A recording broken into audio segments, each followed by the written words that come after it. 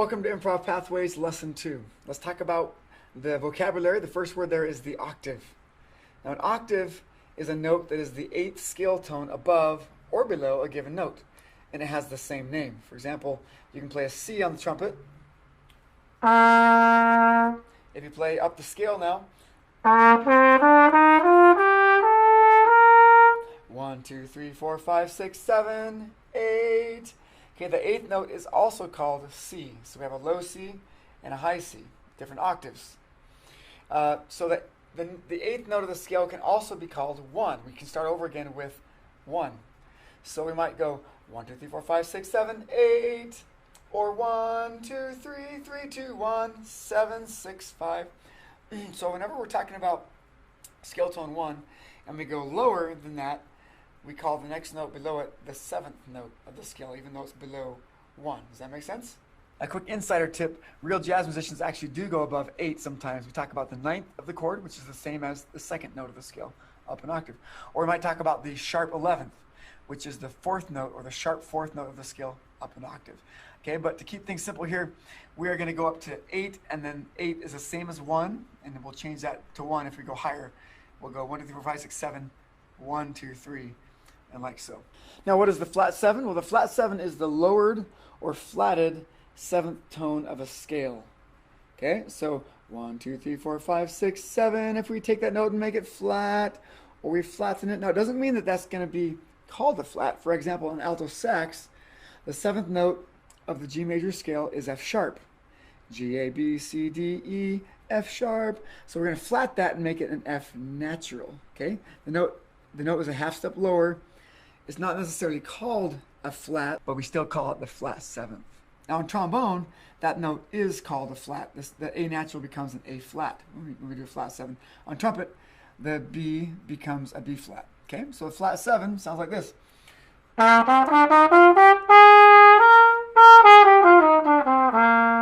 Okay, if I play the high octave, it goes low octave. So I'd like to give you all a minute to practice playing 8, 7, flat 7, or 1, 7, flat 7. Go for it.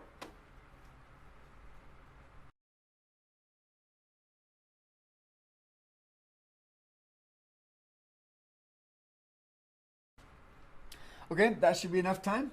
So the last vocabulary in lesson 2 is transcribing. Now, to transcribe, it means that you listen to something, you listen to music, and then you write it down on paper, which is also called notating what you hear. Now, you don't have to write it down to transcribe it. Some people will use the word transcribe to just mean that you learn to, and you memorize, you learn to play a piece of music by ear. That can also be called transcribing, to learn to learn something that you hear and learn to play it on your instrument. But officially, it means you're going to write it down in some way. And we're going to do some transcribing in a few minutes. So let's jump into patterns level 2. We're going to add one more note here, and it's going to be the flat 7. Let's take a minute to look at the at-a-glance fingering charts for these 4 notes. They look like this for each instrument.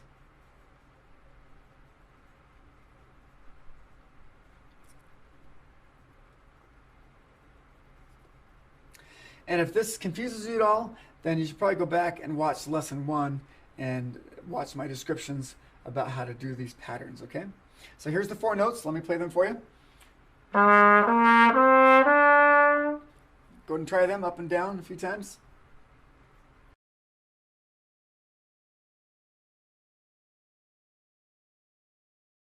Okay, now here you go with patterns level 2. Now don't forget to listen first. Here we go. Da da da do da da da da do da da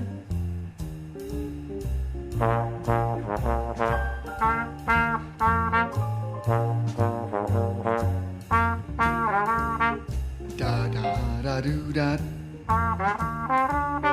da da da do da.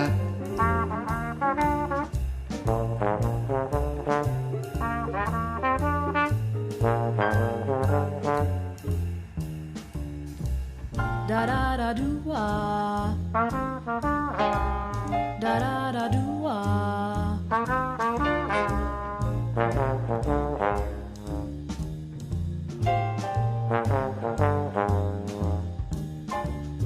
Da da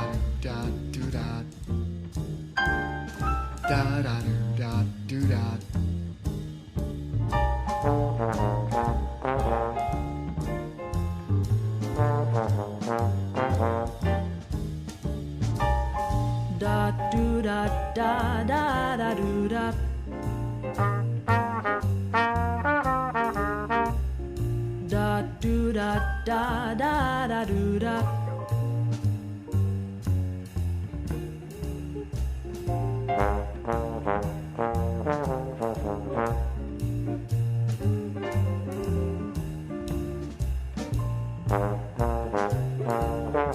Last chance.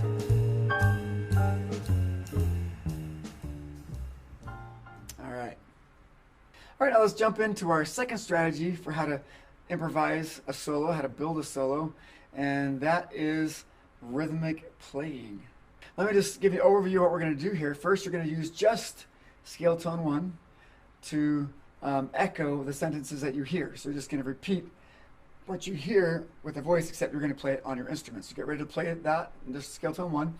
And then in a little bit, you'll use scale tones 2 and 3. And then you're going to go and use all 4 the scale tones from patterns level 2 to have a conversation with someone. So first you're going to go through this exercise with me, and then if you are in a class, I'll give you a chance to have a conversation with someone else sitting near you. Improvising pathway 2, rhythmic playing. If we break words down into their syllables, we realize that we speak very rhythmically.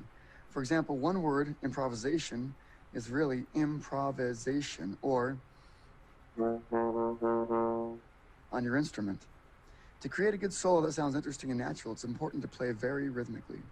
So let's use scale tone 1, and you're going to echo these sentences. For example, I'll say, talking is very rhythmic, and you'll play. Okay, shall we go? Talking is very rhythmic. Most people don't realize that when they speak,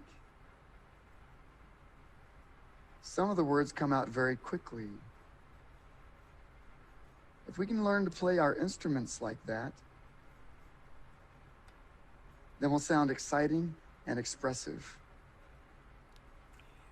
Now let's use scale tones 2 and 3 to echo these statements. For example, I might say, now we're using 2 different scale tones. Ready to go? The first sentence is, now we're using 2 different scale tones to play our instruments as if we are speaking. You don't need to use a lot of different scale tones to sound interesting, as long as you play rhythmically. Now let's use scale tones flat 7, 1, 2, and 3 to have a conversation. Ready to go?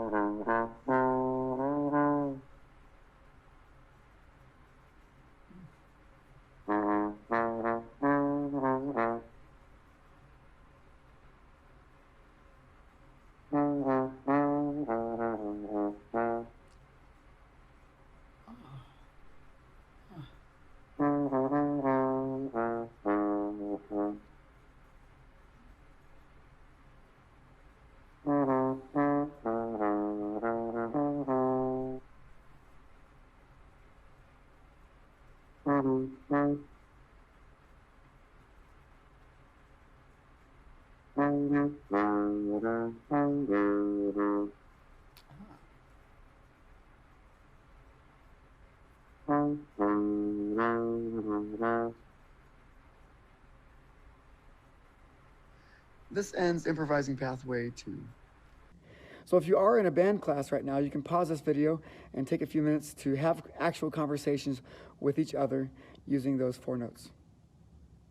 So now we're going to go to the bottom of the page and we're going to do our first transcribing exercise. Now here you're not going to actually figure out what the notes are, you're just going to figure out what the right order is for some phrases that have already been transcribed, okay? So turn to the back of the book approximately to page 34. And your book will be on page 34, and you're going to find Transcribing Worksheet 1. So you're going to listen to this solo by a tenor sax player and try to figure out which phrase is first, which phrase is second, third, and fourth, so you can start connecting what you hear with what you see on a page. Are you ready to hear it for the first time? Here we go.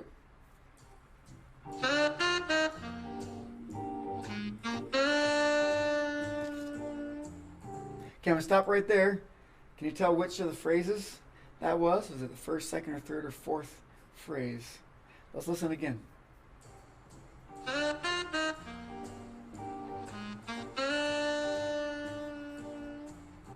Yeah, if you could tell, that went 3, 5, 4, 1, flat 7, 1, 3. Could you tell? Okay, so that was the third phrase here on this page. So next to that third phrase, we're going to put a 1 because we played that one first. Okay. Now, why don't you try to play it with me? Yeah, get your instruments up. Try to play that phrase with me. 1, 2, here we go. Ref.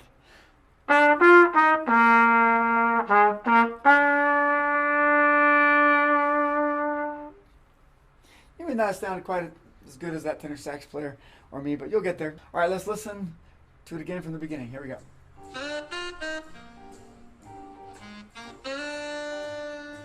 Okay, good. What's next?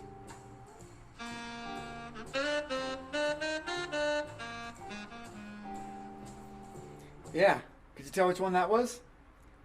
1, 3, 2, ba-da-ba-da-ba, ba-da-da. I hope you got it. That was the first phrase on the top of the page.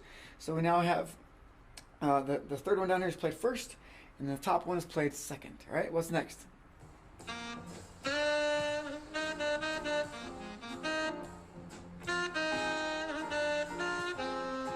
we're going to keep going.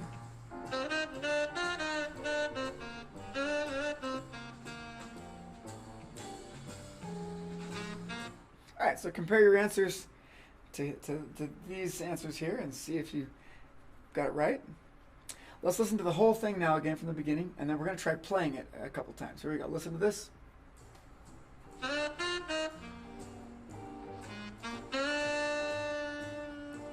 You're going to the top now.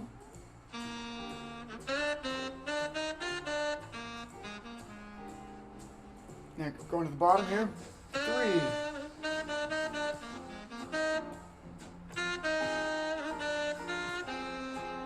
Here's the second one up.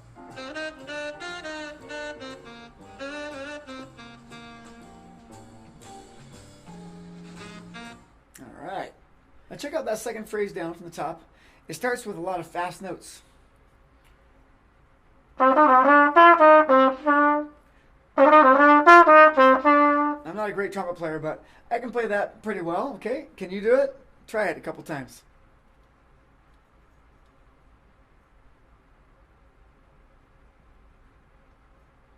Okay, now let's try that whole second phrase down, which is played last. Let's try that. Listen to me first.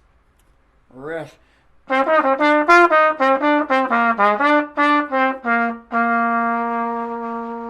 don't you try it with me? 2, 3, and riff. All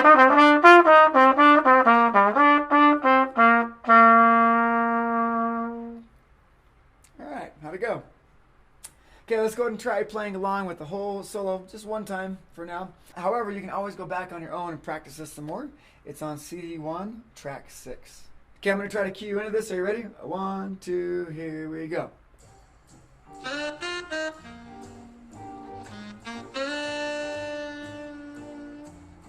And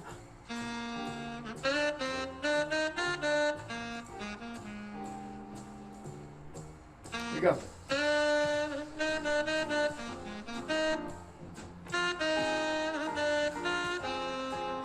Last one.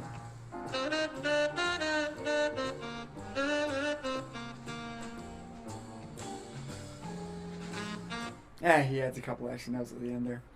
I love that. I love listening to great music, great jazz, great solos, and learning to play them myself.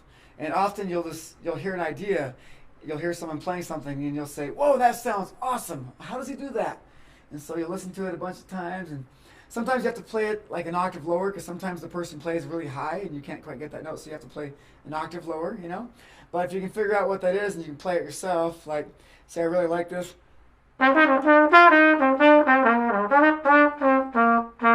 Yeah, so I learned to play it, you know. I just transcribed that lick off of someone else.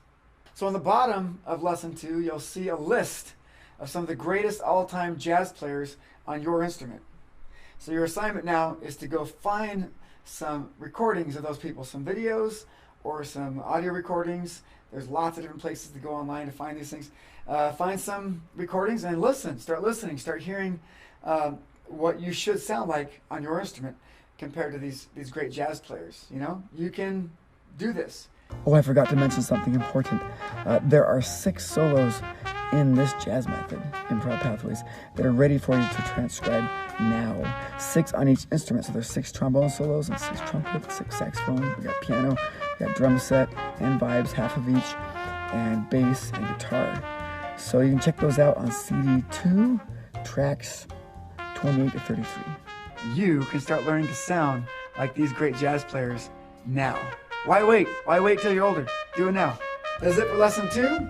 I hope you come back soon and check out lesson 3.